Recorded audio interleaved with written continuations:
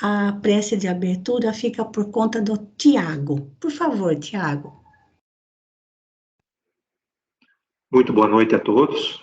Boa noite. Senhor Deus, Mestre Jesus, que nesse momento nós estejamos todos em paz para nos dedicarmos ao estudo desta noite. Que possamos abrir nossas mentes, nossos sentimentos para os teus ensinamentos, Senhor, através das páginas do livro Paulo e Estevão, e nos proteja das influências daqueles que ainda permanecem no erro, que na maioria das vezes precisam mais do que nós. Que possamos incorporar os novos aprendizados em nossas vidas, dando assim mais um passo em nossa caminhada. Obrigado, Senhor, por mais esta oportunidade e que assim seja. Muito bem. Esse é o nosso encontro de número 58, já vai para mais de um ano que começamos o estudo deste livro, e só dando aqui uma repassada no onde Paulo se encontrava, né, gente? Agora eu consegui salvar a imagem, fica mais fácil e mais segura para nós aqui no PowerPoint. De uma forma mais ampla, sem tantos detalhes, lembrando que Paulo, então, junto com Barnabé, chegaram na Turquia, aqui pelo sul, nessa grande baía, vamos dizer assim, passando pela Panfilha, onde está a cidade de Antália, a cidade de Pergue, e depois subiram para Antioquia da Pisídia. De lá, eles foram para outra cidade chamada Cônia, na Licônia ou Licaônia. E dessa região de Cônia desceram até Listra, foram para Listra, porque a situação em Cônia estava muito complicada para Paulo. Então, é a partir desse momento, quando eles saem de Cônia, da região da Licônia, ou Licaônia, e se dirigem para Listra, que atualmente não tem mais o mesmo nome, e muitas cidades realmente não são, só tem as ruínas, né? Então, esse era o caminho. Eles estavam bem no interior mesmo da Turquia, passando por pequenas cidades, onde a população ainda era muito pobre, muito apegada a crendices, a mitologia grega, sobretudo, porque a Grécia tá bem aqui do lado esquerdo, né? Aqui do lado esquerdo já é a Grécia. Então, havia toda a influência da cultura grega sobre essa região, incluindo na questão religiosa da mitologia grega, os cultos a vários deuses, uma população bastante pobre, mas também nessas regiões aí existiam também muitos judeus. Então, voltando, eu vou sair daqui e voltando lá para o Skype, fazendo aquele vai e volta, para poder compartilhar, então, o texto onde nós paramos. Na verdade, nós paramos no parágrafo seguinte, né? Aqui, olha, já bem no final, nós estamos bem no final do livro. Falta ali praticamente umas 3 ou 4 páginas, talvez nem isso, umas 4 páginas para a gente terminar esse capítulo que é tão extenso. Então, só lembrando, gente, rapidamente, a situação de Paulo e Barnabé, que eles saíram da cidade de Listra, onde estavam ali aos cuidados de Onesíforo. Paulo foi preso, foi açoitado, foi preso, porque foi acusado de feitiçaria e de enganar boas meninas, né? Porque uma das moças que frequentavam a igreja fundada na casa de Onesíforo se apaixonou por Paulo. e ela era a noiva. Então, houve toda uma revolta dos familiares do noivo contra Paulo, e por isso ele foi açoitado e preso. Então, a situação se tornou bastante complicada para ele e Barnabé na cidade de Cônia. Então, Onesíforo sugeriu que eles então fossem para, concordaram ali entre eles, a se dirigirem para uma cidade que não era tão distante, uns 30 quilômetros, chamada Listra, onde Onesíforo tinha uma irmã viúva chamada Lloyd, que tinha uma filha também viúva chamada Eunice, e que tinha um filho chamado Timóteo, que era um garotinho de uns 13 anos. Então, lá vai Paulo e Barnabé novamente, e foram recebidos com muito carinho por aquelas duas senhoras, que não concordaram na cidade de Listra, né, na Licaônia, dizendo que ali a região era extremamente pobre e seria muito difícil para que eles conseguissem emprego, trabalho. Então, eles ficariam realmente como hóspedes daquelas duas senhoras, as duas viúvas. E, vamos dizer assim, foi um período assim de um certo descanso para Paulo e Barnabé. Então, é a partir deste ponto que nós retomamos a narrativa. Então, por favor, Tiago, pode começar. Paulo estava muito sensibilizado com o acolhimento carinhoso. Na mesma noite da chegada, observou a ternura com que Timóteo, tendo pouco mais de 13 anos, tomava os pergaminhos da lei de Moisés e os escritos sagrados dos profetas. Deixou o apóstolo que as duas senhoras comentassem as revelações em companhia do mesmo, até que fosse chamado a intervir. Quando tal se deu, aproveitou o ensejo para fazer a primeira apresentação do Cristo ao coração enlevado dos ouvintes. Tão logo começou a falar, observou a profunda impressão das duas mulheres, cujos olhos brilhavam enternecidos. Mas o pequeno Timóteo ouvia-o com mais demonstrações de interesse, que, por muitas vezes, lhe acariciou a fronte pensativa. Os parentes de Onesíforo receberam a boa nova com júbilos infinitos. No dia imediato, não se falou de outra coisa. O rapaz fazia interrogações de toda espécie. O apóstolo, porém, atendia-o com alegria e interesses fraternais. Isso, só um comentário aqui, Tiago, e você também pode fazer seus comentários no término de cada parágrafo, claro, e os demais, quando achar interessante. Então, aqui, olha, as irmãs de Onesíforo eram israelitas, assim como Onesíforo era israelita, né? Então, por isso que eles tinham ali os pergaminhos da lei, os escritos dos profetas, e tinham conhecimento e comentavam a respeito, tá bom? Então, é interessante isso, eles eram israelitas. Pode continuar. É curioso também que mesmo eles sendo israelitas e tendo talvez só conhecimento do Velho Testamento, no primeiro contato, né, com o Evangelho e com os ensinamentos de Jesus, eles já não tiveram aquele preconceito que muitas pessoas tinham, né? Sim. Parece que eles já absorveram e já se adaptaram aos ensinamentos, né?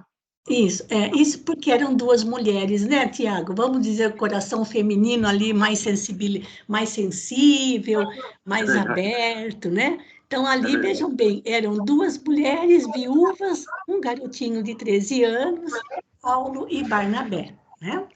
Então, pode continuar. Durante 3 dias, os missionários entregaram-se a caricioso descanso das energias físicas. Paulo aproveitou a ocasião para conversar largamente com Timóteo, junto do grande curral onde as cabras se recolhiam. Só um comentáriozinho aqui, Tiago. Olha que lugar mais interessante para se falar de Jesus, né? No curral, onde as cabras se recolhiam. Oh, que lugar! Não havia, aliás, para Paulo, qualquer lugar era lugar para falar de Jesus, né? Achei muito interessante esse detalhe que Emmanuel registrou aqui, né? Pode continuar. Somente no sábado procuraram tomar contato mais íntimo com a população. Listra estava cheia das mais estranhas lendas e crendices. As famílias judaicas eram muito raras e o povo simplório aceitava como verdade todos os símbolos mitológicos. A cidade não possuía sinagoga, mas um pequeno templo consagrado a Júpiter, que os camponeses aceitavam como o pai absoluto dos deuses do Olimpo. Então, eu acho que tinha muito da influência da Grécia, né, Maruísa, que Sim, você falou na totalmente. abertura. Sim, totalmente. Havia um culto organizado. As reuniões efetuavam-se periodicamente, os sacrifícios eram numerosos. Em uma praça nua, movimentava-se o mercado parco pela manhã. Parco Paulo, significa pobre, viu, gente? Aliás, nesse trecho que o Tiago está lendo, tem umas palavrinhas que Emmanuel aí abusando da língua portuguesa, são palavras totalmente estranhas para nós. Parco, portanto, significa pobre, né? De poucos recursos, né? Então, um mercadinho bem modesto. Paulo compreendeu que não encontraria melhor local para o primeiro contato direto com o povo. De cima de uma tribuna improvisada de pedras superpostas, começou a pregação em voz forte e comovedora. Os populares aglomeraram-se de súbito. Alguns surgiam das casas pacíficas para verificar o motivo do compacto ajuntamento. Ninguém se lembrou das aquisições de carne, de frutas, de verduras. Todos queriam ouvir o desconhecido forasteiro. O apóstolo falou, primeiramente, das profecias que haviam anunciado a vinda do Nazareno, e em seguida passou a relatar os feitos de Jesus entre os homens. É, Pintou a paisagem. só um instantinho de novo, Tiago, cortando você. Imagina. Gente, olha a diferença agora. Saulo iria falar de Jesus para um povo, ou seja, para pessoas que eram ali, que seguiam as crenças religiosas conforme a mitologia grega, né? Então, vejam que o quanto Paulo era versátil, né, para falar. Primeiro, ele teria que falar de um Deus único e depois teria que falar de Jesus. Então, vejam ali o quanto ele era versátil para fazer as suas pregações. Pode continuar. Eu não consigo imaginar como começar um diálogo com essa população tão adversa, né? Às vezes a gente tem Nem dificuldade eu. para conversar com O pessoas que próprio não cristão, né? da mesma. Não consigo imaginar como começaria uma conversa dessa, mas vamos lá. Também não faço ideia, viu, Tiago? Pintou a paisagem da Galileia com as cores mais brilhantes do seu gênio descritivo, falou da humildade e da abnegação do Messias. Quando se referia às curas prodigiosas que o Cristo realizara, notou que um pequeno grupo de assistentes lhe dirigiam chufas. Isso, há uma palavrinha aqui que eu nunca tinha visto, e talvez vocês o conheçam, não sei se os amigos lá de Portugal conhecem. Chufa significa zombaria, gozação. Inflamado de fervor na sua parenética, Isso, Paulo, parenética é a arte de pregar, a arte de fazer pregação. Paulo, Que Paulo tinha de sobra, né? verdade. Paulo recordou o dia em que vira Estevão curar uma jovem muda em nome do Senhor. Aqui uma crítica construtiva ao Emmanuel, né? Ele deveria ter relatado essa pregação, né? Puxa vida. Sim, deveria ter contado o que É contado Paulo na íntegra. falou. Então, mas aí que tá, Tiago, o Emmanuel, ele se deteve mais no que acontecia nos bastidores e que não foi relatado em Atos dos Apóstolos. Então, eu ainda não fui atrás de Atos dos Apóstolos para ver se lá nos Atos teria essa pregação de Paulo, porque se tiver, a gente vai ler na próxima semana. Eu não tô me preocupando muito em fazer paralelos entre Paulo, o livro e o livro Atos dos Apóstolos, mas já que você comentou, seria realmente interessante se a gente tivesse algo a respeito. Eu vou procurar, viu? Pode continuar. Crente de que o mestre não o desamparia, passeou o olhar pela turba numerosa. À distância de alguns metros, enxergou um mendigo miserável que se arrastava penosamente. Impressionado com o discurso evangélico, o aleijado de Listra aproximou-se, bracejando no solo, e, sentando-se com dificuldade, fixou os olhos no pregador, que observava sumamente comovido. Bom, bracejando no solo, eu imagino que Ele se a arrastava, dificuldade dele era tamanha, né? exatamente, se arrastava no chão, né, com os braços, né, porque as pernas não obedeciam, né, que tristeza, não, gente. É um sofrimento tão superlativo daquela época que a gente não consegue imaginar, a gente tem tantas facilidades hoje, mas vamos lá. Renovando os valores da sua fé, Paulo contemplou com energia e falou com autoridade. Amigo, em nome de Jesus, levanta-te. O mísero, olhos fixos no apóstolo, levantou-se com facilidade, enquanto a multidão deu gritos surpreendida. Alguns recuaram aterrados, outros procuraram o vulto de Paulo e o de Barnabé, contemplando-os deslumbrados e satisfeitos. O aleijado começou a saltar de alegria. Conhecido na cidade de longa data, a cura prodigiosa não deixava a menor dúvida.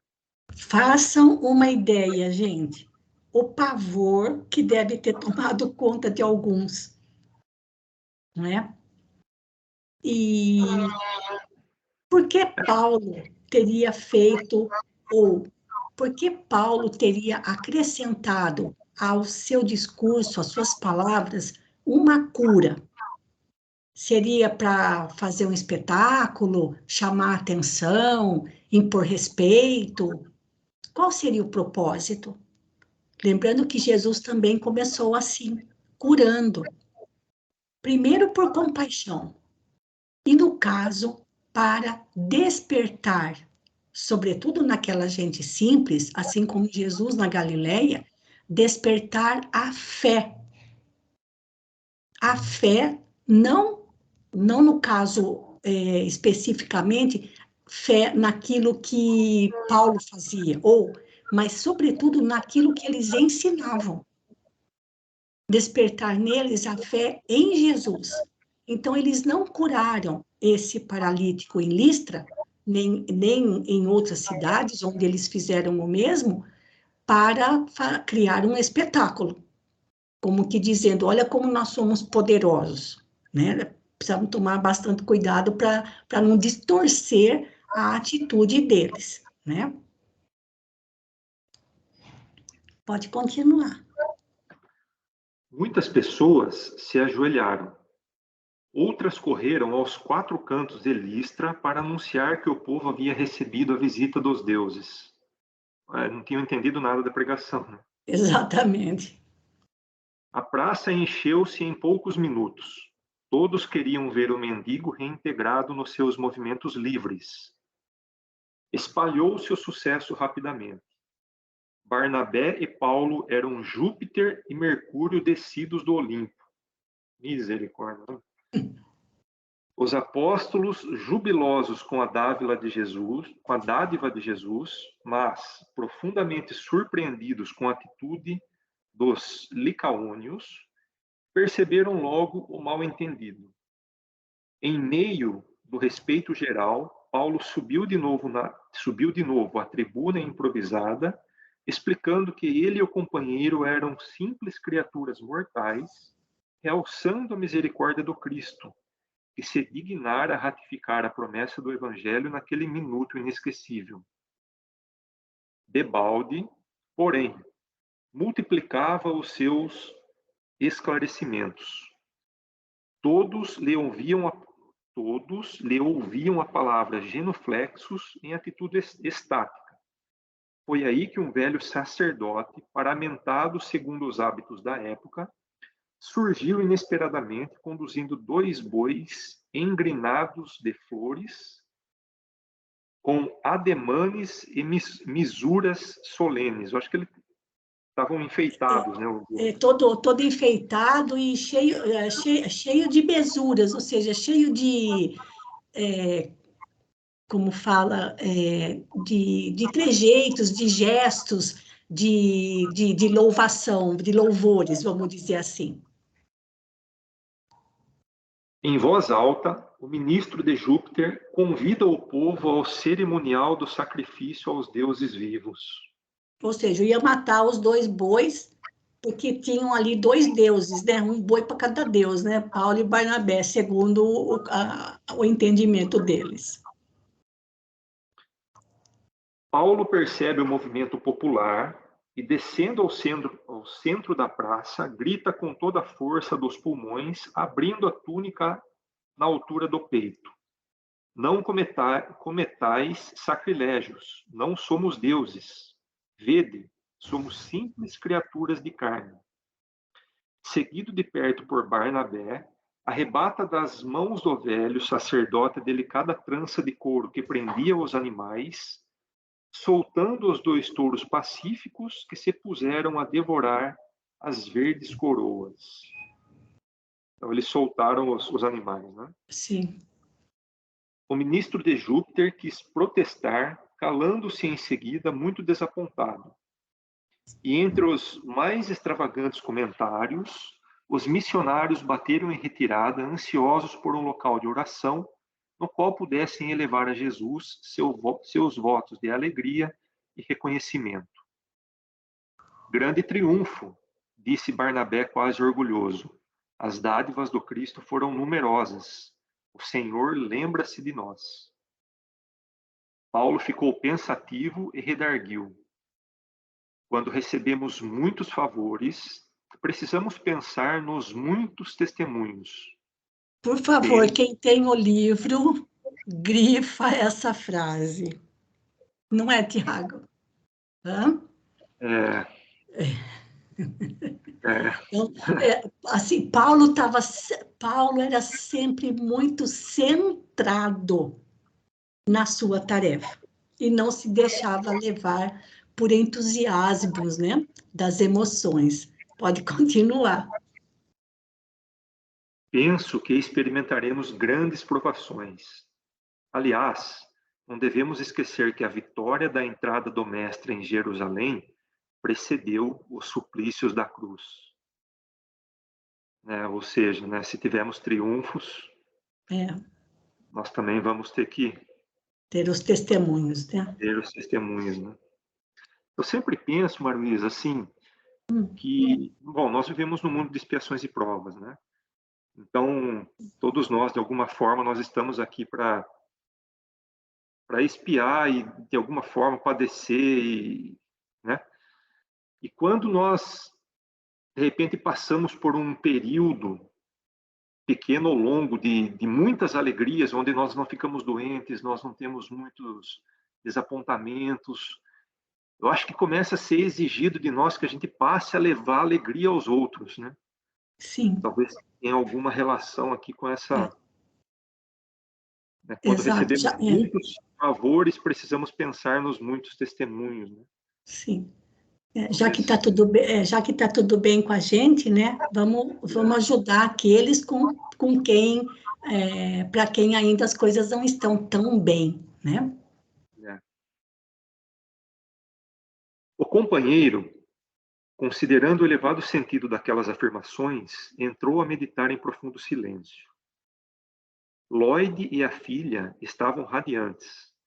A cura do aleijado conferia aos mensageiros da Boa Nova singular situação de evidência.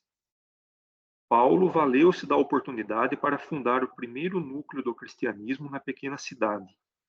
As providências iniciais foram tomadas na residência da generosa viúva, que pôs à disposição dos missionários todos os recursos a seu alcance.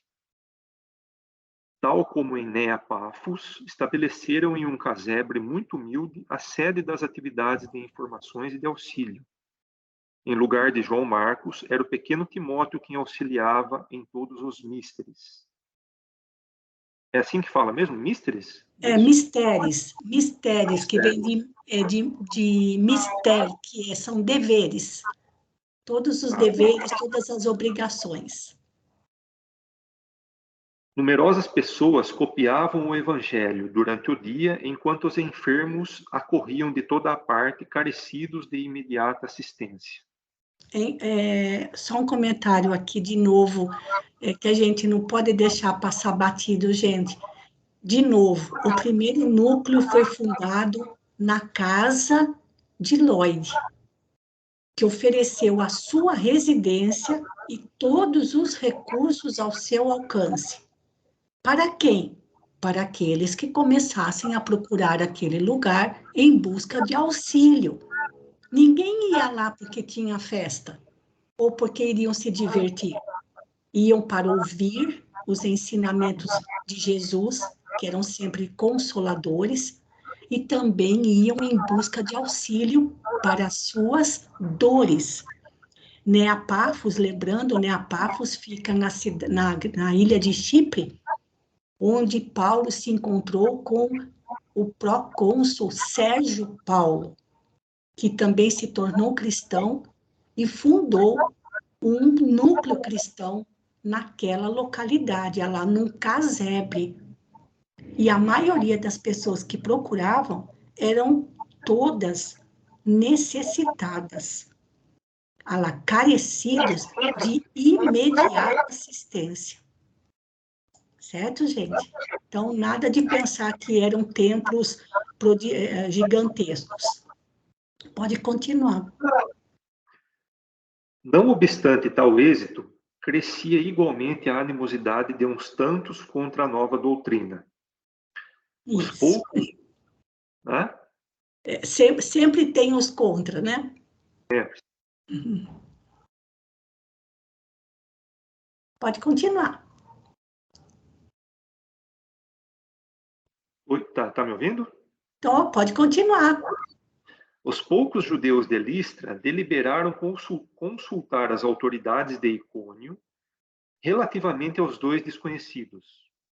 E foi isso bastante para que turvassem os horizontes. Os comissionários regressaram com um acervo de notícias ingratas. O caso de Tecla era pintado a cores negras. Paulo e Barnabé eram acusados de blasfemos, feiticeiros, ladrões e sedutores de mulheres honestas. Lembrando, Tecla era aquela moça que se apaixonou por Paulo lá em Cônia, né? Pode continuar. Paulo, principalmente, era apresentado como revolucionário temível. O assunto em Listra foi discutido intramuros.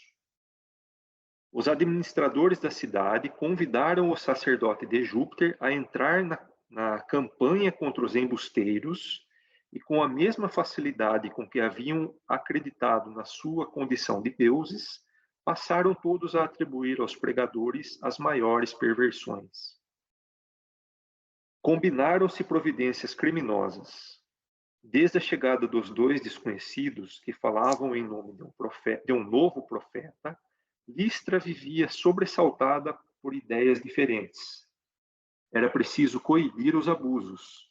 A palavra de Paulo era audaciosa e requeria corretivo eficaz. Finalmente, deliberaram que o fogoso pregador fosse apedrejado na primeira ocasião que falasse em público. Apedrejado aqui, talvez ele venha resgatar sim. que ele causou a Estevão, né? Uhum.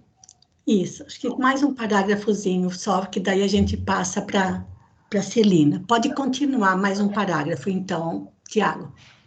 Tá bom. Ignorando o que se tramava, o apóstolo dos gentios, deixando Barnabé acamado por excesso de trabalho, fez-se acompanhar do pequeno Timóteo. No sábado imediato, ao entardecer, foi até a praça pública, onde mais uma vez anunciou as verdades e promessas do Evangelho do Reino. O logradouro apresentava movimento invulgar. O pregador notou a presença de muitas fisionomias suspeitas e absolutamente desconhecidas. Todos lhe acompanhavam os mínimos gestos com evidente curiosidade. Com a máxima serenidade, subiu à tribuna e começou a falar das glórias eternas que o Senhor Jesus havia trazido à humanidade sofredora. No entanto, mal havia iniciado o sermão evangélico, quando, aos gritos, furiosos dos mais exaltados, começaram a chover pedras em Barda. Paulo... Aqui, ó, embarda é uma expressão que significa em grande quantidade, ou seja, já começaram a apedrejar Paulo. Então, Tiago, agradeço a sua leitura e agora você descansa um pouquinho que a gente vai passar para a Celina. Antes disso, alguém quer fazer algum comentário? Então, vamos ver que as coisas vão realmente se complicar de novo para Paulo. Obrigada, viu, Tiago? Imagina, eu te agradeço. Celina. Paulo recordou subitamente a figura inesquecível de Estevão. Certo, o mestre lhe reservara o mesmo gênero de morte, para que se redimisse do mal infligido ao mártir da igreja de Jerusalém. Os pequenos e duros granizos caíam-lhe nos pés, no peito, na fronte. Sentiu o sangue a escorrer-lhe da cabeça ferida e ajoelhou-se, sem uma queixa, rogando a Jesus que o fortalecesse no angustioso transe. Ele achava que ele ia morrer, né, gente? Nos primeiros momentos, Timóteo, aterrado, pôs-se a gritar, suplicando socorro. Mas um homem de braços atléticos aproxima-se, cauto, e murmura-lhe no ouvido: Cala-te, se queres ser útil. És tu, Gaio? Exclamou o pequeno, de olhos lagrimosos, experimentando certo conforto em reconhecer um rosto amigo no pandemônio em que se via. Sim, disse o outro baixinho. Aqui estou para socorrer o apóstolo. Não posso esquecer que ele curou minha mãe. E olhando o movimento da turba criminosa, acrescentou: Não temos tempo a perder.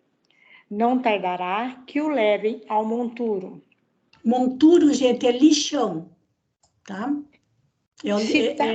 Pode continuar. Se tal se der, procura seguir-nos com um pouco de água.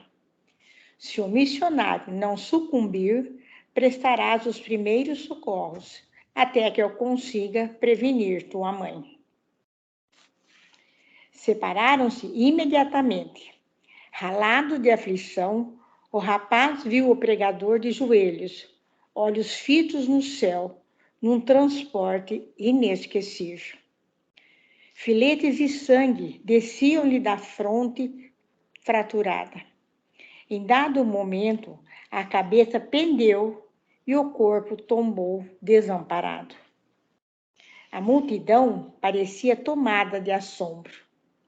Prevalecendo-se da situação em que não se observavam diretrizes prévias, Gaio insinuou-se. Aproximou-se do apóstolo inerme, fez um gesto significativo para o povo e bradou: o feiticeiro está morto. Gente, tudo isso era um fingimento, certo? Porque Gaio era admirador do apóstolo Paulo, que tinha curado a mãe dele. Então, quando ele gritou, o feiticeiro está morto, era para que acabassem de uma vez com aquilo. E eles pudessem tirar Paulo daquele lugar, tá? Então, não vamos pensar que ele estava ali a favor, como diz, ele estava ali fazendo, na verdade, uma cena fingida, mas, na verdade, o que ele queria era preservar o apóstolo, né?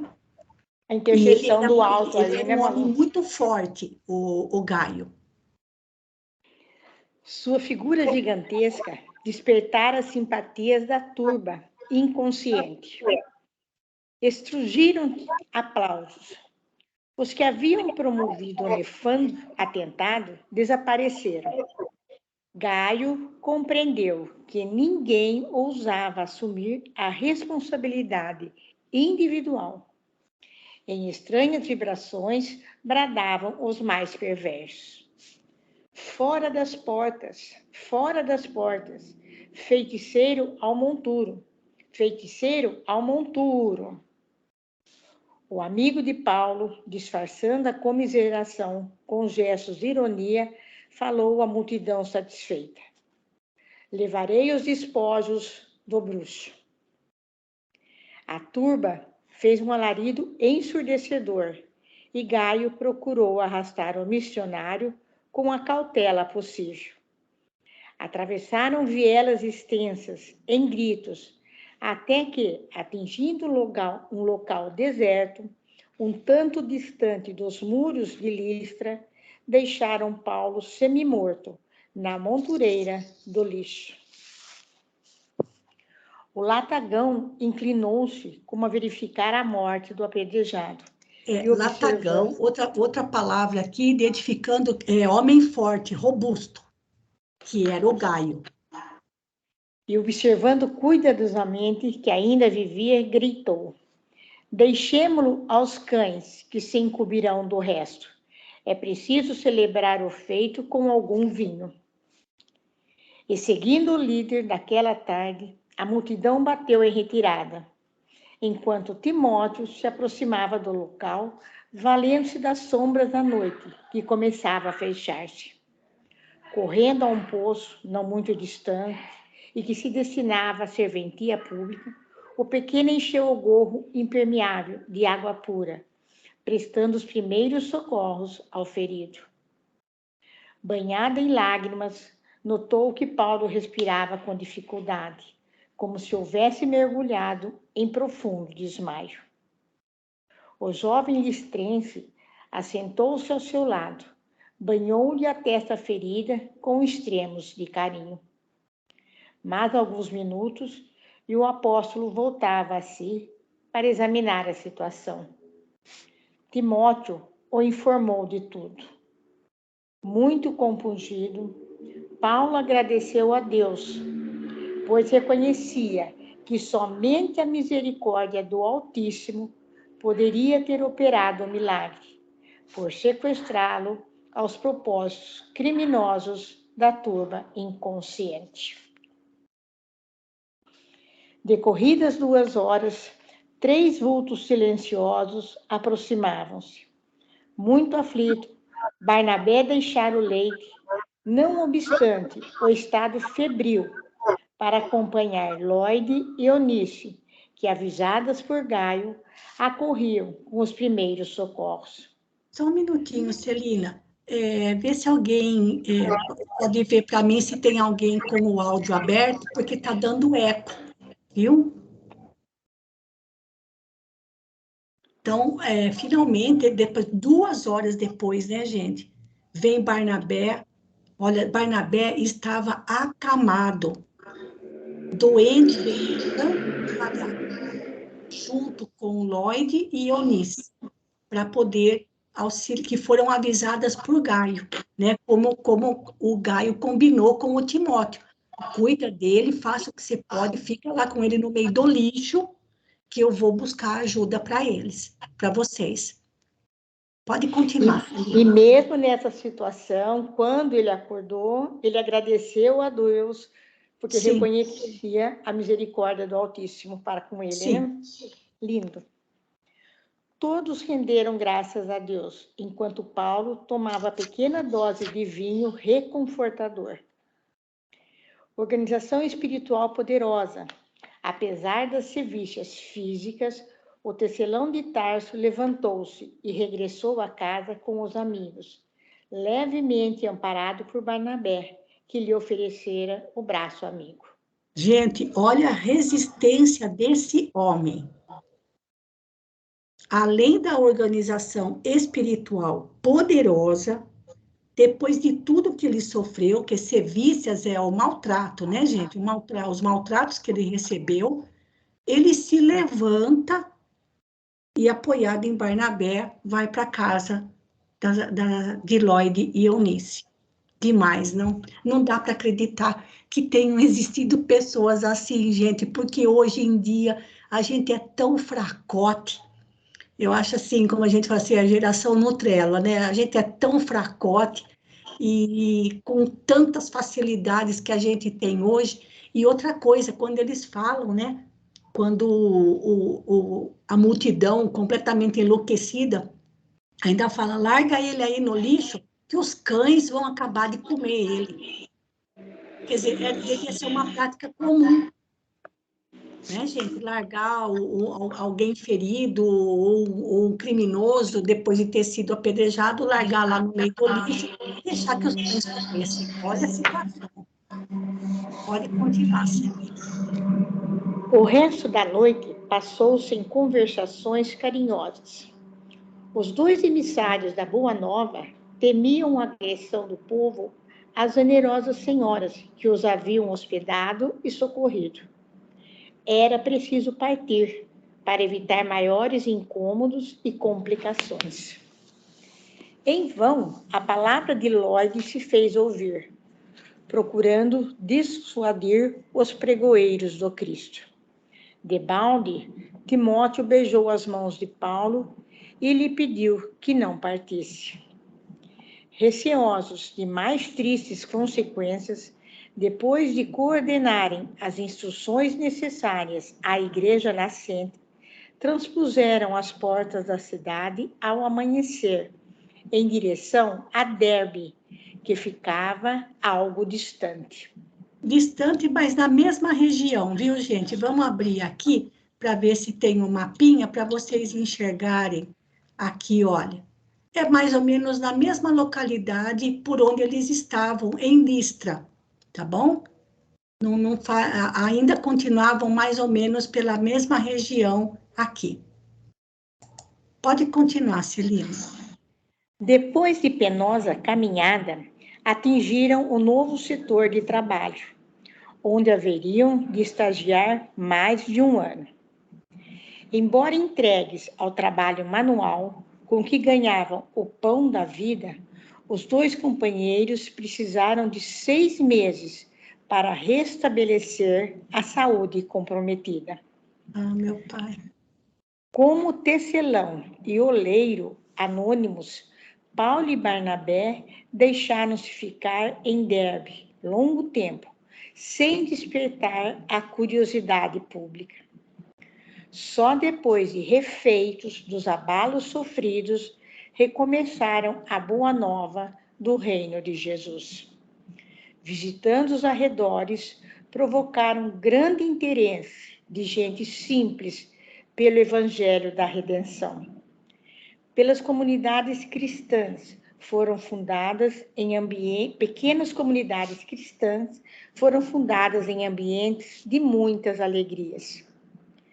Após muito tempo de labor, resolveram regressar ao núcleo original do seu esforço. Vencendo etapas difíceis, visitaram e encorajaram todos os irmãos escalonados nas diversas regiões da Licaônia, Pisídia e Panfilha. De Perge desceram a Atália, de onde embarcaram com destino a Seleucia, e dali ganharam Antioquia. Ambos haviam experimentado a dificuldade dos serviços mais rudes. Muitas vezes se viram perplexos com os problemas intrincados da empresa.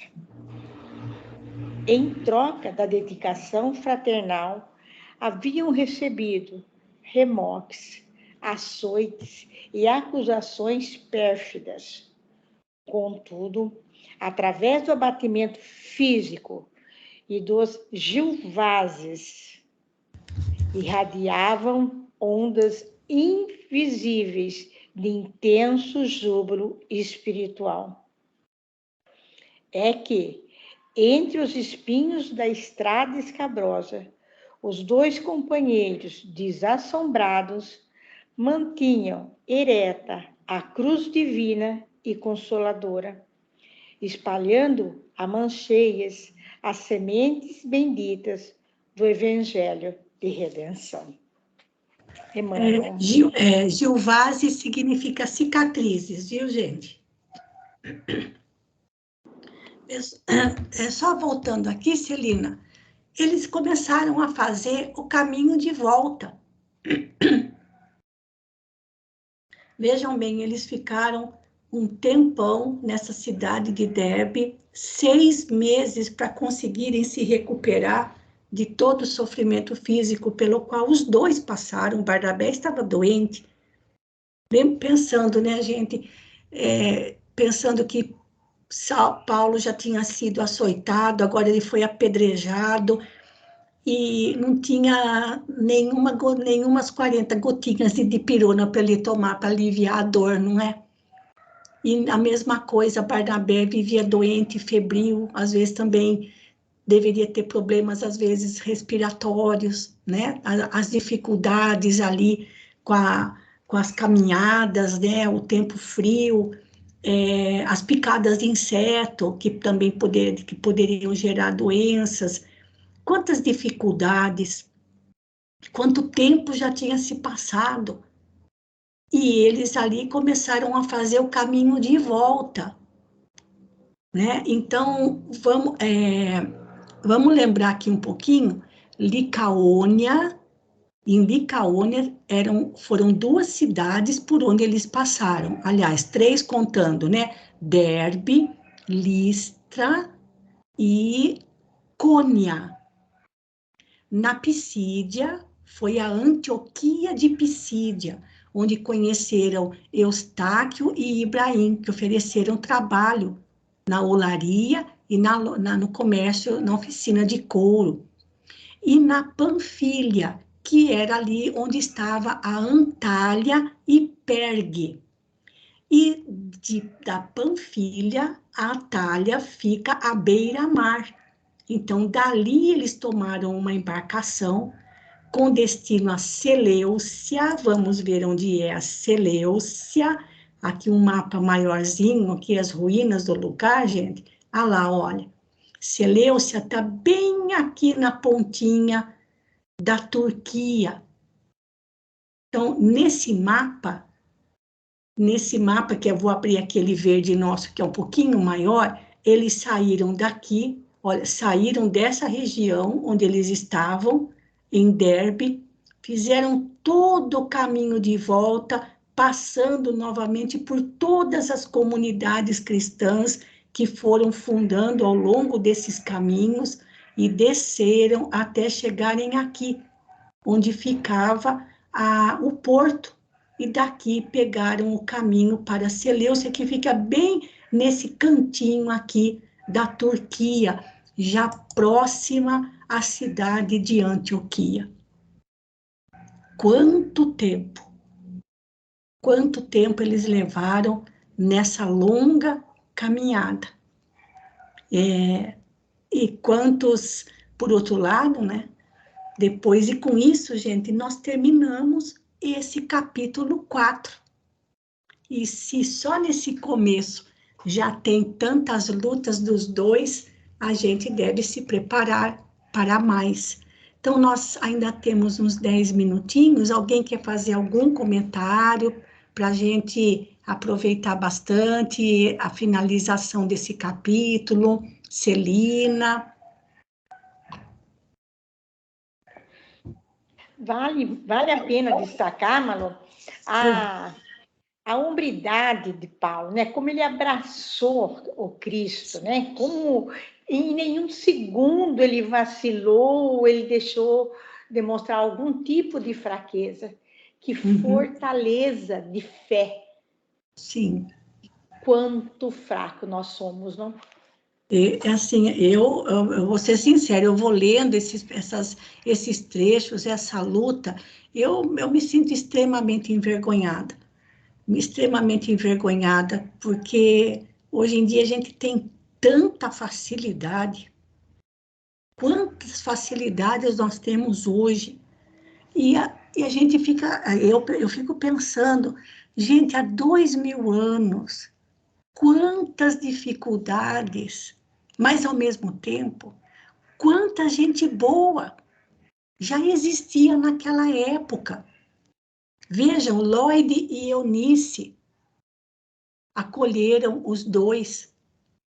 Mesmo lá em Antioquia de Pisídia, Ibrahim e Eustáquio, quanta gente boa, por outro lado, eles também foram conhecendo, mostrando para a gente, ou seja, no meio de tanto sofrimento, de tantos testemunhos, que nós estamos longe de conseguir chegar um milímetrozinho desses testemunhos, tudo o que eles passaram e sofreram serve de encorajamento para a gente. Porque Jesus não desampara ninguém. Ninguém. Quando tudo parecia perdido, quando Paulo foi apedrejado, vem um homem, um brutamontes de um rapaz chamado Gaio, fingindo que estava do lado da multidão, para salvar Paulo. Vejam as voltas que a espiritualidade dá. E mostrar para a gente que a gente não pode perder a esperança, a gente não pode perder a confiança na misericórdia divina, na mensagem de Jesus, no Evangelho. E quando eles retornaram, fizeram todo aquele caminho de volta, foi com um propósito: encorajar todos aqueles. E onde é que eram os núcleos cristãos? Na casa das pessoas. Ali eles consolavam e cuidavam, oferecendo todos os recursos que tivessem ao seu alcance.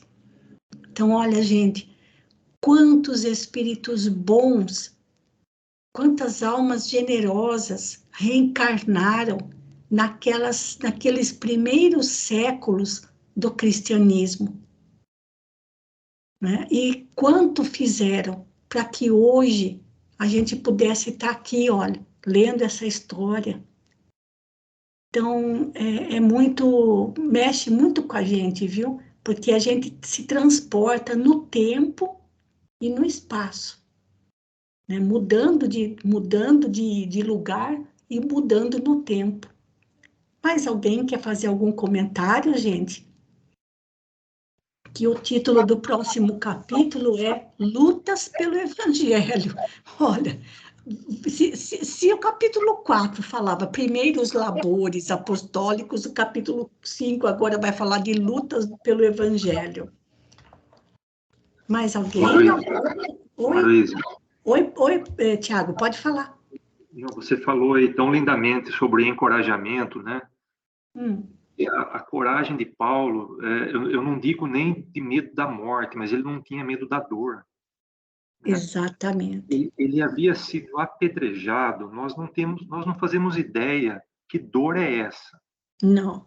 Você ser apedrejado na cabeça, no peito, nas pernas, não faço ideia que dor é essa. Sim. Ele demorou 6 meses para se curar, e daí já estava fazendo a mesma coisa, pregando o Evangelho. Exato. Ou seja, ele poderia ser apedrejado de novo, Sim. a qualquer momento. E ele não estava nem... Isso porque ele já tinha sido açoitado antes, né? Lá em Cônia, ele já tinha recebido 39 chibatadas, né? Oh, Pois é. E ele não estava nem preocupado se ele fosse apedrejado de novo, açoitado. Ou seja, ele não tinha medo da dor. Não. Eu não consigo imaginar isso também. É bem, bem colocado, viu, Tiago? Ele não tinha medo da dor de Jesus. E outra coisa também que eu fico pensando é qual seria a aparência física deles? Porque bem vestidos eles não andavam, certo? E por tanto sofrimento, por, por tanta caminhada, eles deviam ser assim pessoas assim de aparência abatida. Ou seja, poderiam ser confundidos na rua com qualquer maltrapilho, com qualquer andarilho, porque fisicamente nada chamava atenção neles. Mas quando eles abriam a boca, aí a coisa mudava de figura. Não é, gente? E hoje, né? Hoje a gente tem tanta facilidade para cuidar do corpo físico. Eles sofreram dores tão superlativas e não tinham medo de passar por isso.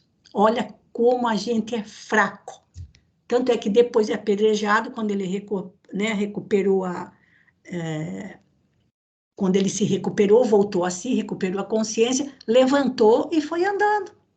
Simples assim, não é? Maruíta, Oi, Rosana. Oi. Boa noite. Eu só queria, assim, salientar uma coisa, que mesmo o Paulo aqui no livro, né, ele fala assim, que é no sofrimento que ele se sentia mais forte, né, que sentia a graça de Jesus, não é? Pois então, né? Aí, quanto mais ele sofria, mais ele sentia o quanto Jesus o auxiliava. E a gente é o contrário, né, Rosana? A gente só acha que Jesus ajuda quando está tudo bem. É verdade, Assim, exatamente. é por isso que eu falo, gente, nós temos um atraso espiritual sem tamanho. A gente precisa aprender a bater a bolinha um pouco mais baixinho, porque o nosso atraso espiritual ainda é muito grande. Mas, por outro lado, como diz o próprio Paulo, graças a Deus sou como sou, é porque a gente já foi muito pior. Então, alguma coisinha a gente já melhorou, né? Mais alguma coisa? Muito bem, gente. Então, agradecendo a Deus, né, mais uma vez por essas lições maravilhosas. Terminamos o capítulo 4, que foi bem extenso, e agora, mais uma vez, peço a Celina para encerrar para nós. Por favor, Celina. Vamos elevar a Deus nosso pensamento, ao nosso divino Mestre Jesus, agradecendo a oportunidade de conhecimento dessa figura ímpar, dessa figura que nos deixa sentir tão fracos, mas ao mesmo tempo que nós podemos ser melhor. A vida, Cristo o chamou e ele aceitou o convite e abraçou com confiança. Cristo, nosso Mestre, ajuda-nos na nossa pequenez, nos nossos pequenos passos, a sermos mais firmes no nosso propósito, de seu amor, de demonstrarmos que nós abraçamos o seu Evangelho. Agradecemos imensamente a corrente espiritual que nos acompanhou, a todos os irmãos necessitados nos dois campos da vida que puderam usufruir das lições da noite de hoje. Muito obrigado, Mestre. Obrigado a Chico Xavier, ao nosso benfeitor Emmanuel, por deixar tantas lições, tanto aprendizado. Graças a Deus. Muito obrigado. Mais uma vez, queridos amigos, muito obrigada a todos. E só lembrando de uma coisinha, quando quando Paulo foi apedrejado, de que lado a gente estava, né? Onde é que nós estávamos? Então, uma boa noite a todos, um bom descanso e até sexta-feira, se Deus quiser, na nossa roda de leituras. Um grande abraço, fiquem com Deus. Boa noite.